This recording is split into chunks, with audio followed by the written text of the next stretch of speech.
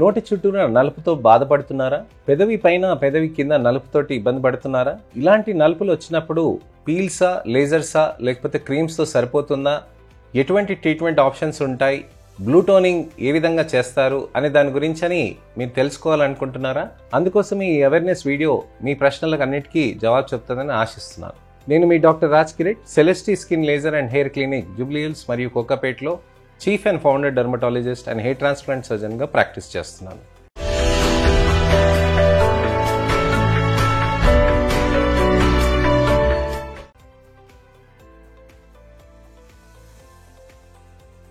ఇక్కడ మనం ముఖ్యంగా గమనించాల్సింది ఏంటంటే, నోటి చుట్టూరా నలుపు ఉన్నప్పుడు ఇక్కడ ఆస్తమా కానీ ఎవరికైనా కానీ, అలానే సైనసైటిస్ కానీ, డ్రై స్కిన్ కానీ, ఎగ్జిమాస్ కానివ్వండి, ఉదయం లేచినప్పుడు 10 సార్లు తుమ్మటం కానివ్వండి, అలానే స్కిన్ డ్రైగా ఉండి వింటర్ సీజన్లో ఎక్కువగా నలుపుగా పెరగటం కానివ్వండి, ఏదన్నా క్రీమ్స్ పెట్టినా కానీ నలుపుగా అవ్వటం కానివ్వండి, ఇలాంటివి జరుగుతున్నప్పుడు మీకు దాని పెరిఓరల్ పిగ్మెంటేషన్ అనే కండిషన్ వస్తుందండి. ఈ పెరిఓరల్ పిగ్మెంటేషన్ అనే కండిషన్ వచ్చిన దానికి హెరిడిటరీ రీజన్స్ మెయిన్లీగా ఉంటాయి. ఇలానే కాకుండా పిగ్మెంటరీ డిమార్కేషన్ లైన్స్ ఉంటాయి అన్నమాట.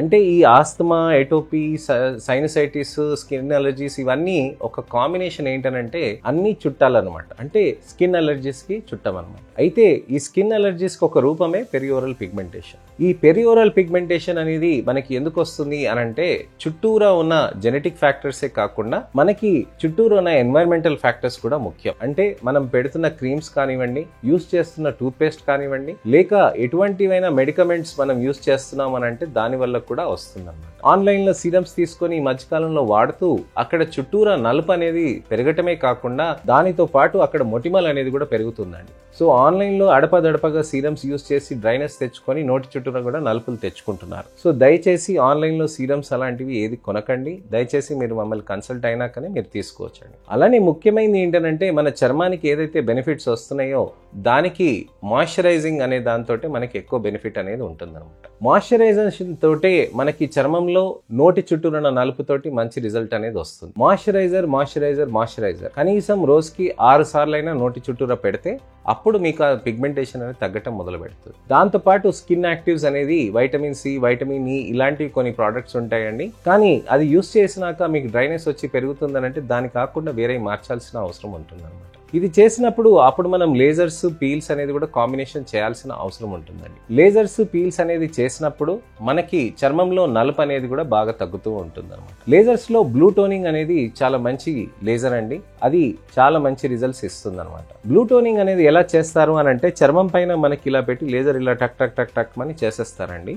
అది చేయటం అనేది 1 పాస్ కానీ 2 పాసెస్ కానీ 3 పాసెస్ కానీ చేస్తారు మీ చర్మం తత్వాన్ని బట్టి. లేజర్ బ్లూ టోనింగ్ చేసినాక మీకు ఆ నలుపు ఏదైతే ఉంటుందో స్లోగా కరగటానికని మీకు బెటర్ రిజల్ట్ అనేది రావటానికని మనకి టైం పడుతుందండి. అంటే మనకి నెలకొక మాటు కనీసం 6 నుంచి 8 సార్లు చేస్తే మనకి రిజల్ట్స్ అనేటివి చాలా బెటర్గా ఉంటుందన్నమాట. ఈ బ్లూ టోనింగ్ అనేది మనకి లేజర్స్ అనేటివి చాలా సేఫ్గా ఉంటుందండి. ఇవాళ చేసినాక సాయంత్రానికి కూడా ఎటువంటి ఇబ్బంది అనేది కూడా మనకి కలగదనమాట. బ్లూ టోనింగ్ చేసినాక మన చర్మానికి కెమికల్ పీల్స్ కూడా పెట్టొచ్చండి. అలానే 15 రోజుల తర్వాత కూడా మనం డెర్మాఫ్రాక్ ప్రొసీజర్స్ కూడా చేయొచ్చండి. దానితో పాటు కూడా మనం లేజర్ టోనింగ్ తో పాటు కూడా చేయొచ్చండి. అలానే మనం ఎల్ఏడిడి థెరపీస్ చేయొచ్చండి, ఎన్ఏఆర్ఎఫ్ చేయొచ్చండి. ఇవన్నీ కూడా మనం చేస్తూ ఉండొచ్చండి. అలానే లేజర్ టోనింగ్ తోటి మనకి బ్లూ టోనింగ్ తోటి మనం చేసిన దానికి మనం సన్ స్క్రీన్స్ అనేది పెట్టుకోవాల్సిన అవసరం ఉంటుంది. 4 గంటల తర్వాత ఫేస్ వాష్ చేసుకొని మంచి మాయిశ్చరైజర్ కూడా పెట్టుకోవచ్చండి. అయితే ఈ బ్లూ టోనింగ్ చేసినాక మనం సన్ స్క్రీన్స్ అనేది పెట్టుకొని దాని చర్మాన్ని జాగ్రత్తగా చూసుకుంటే రిజల్ట్స్ లాంగ్ లాస్టింగ్ గా కూడా ఉంటుందండి. సో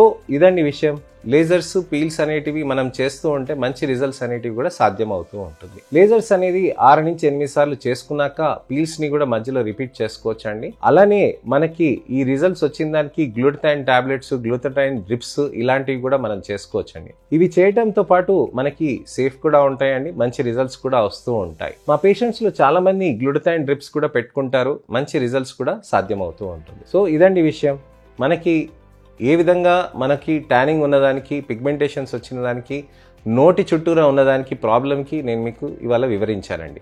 ఈ వీడియో కనుక నచ్చితే కనుక లైక్ చేసి, అలానే ఎవరికైనా ప్రాబ్లం ఉన్నది ఈ విషయంలో అని అంటే వాళ్ళకి షేర్ చేయండి. అలానే నా ఛానల్కి సబ్స్క్రైబ్ చేసుకోండి. మీకు ఇతరత్ర స్కిన్ ప్రాబ్లమ్స్, హెయిర్ ప్రాబ్లమ్స్ ఉన్నా కానీ కామెంట్ సెక్షన్లో పెడితే దానికి వీడియో రిప్లై కానీ టెక్స్ట్ రిప్లై కానీ నేను చేస్తానండి. మళ్ళీ ఒక ఇన్ఫర్మేషనల్ వీడియో తోటి నేను మళ్ళీ మీ ముందుకు వస్తానండి.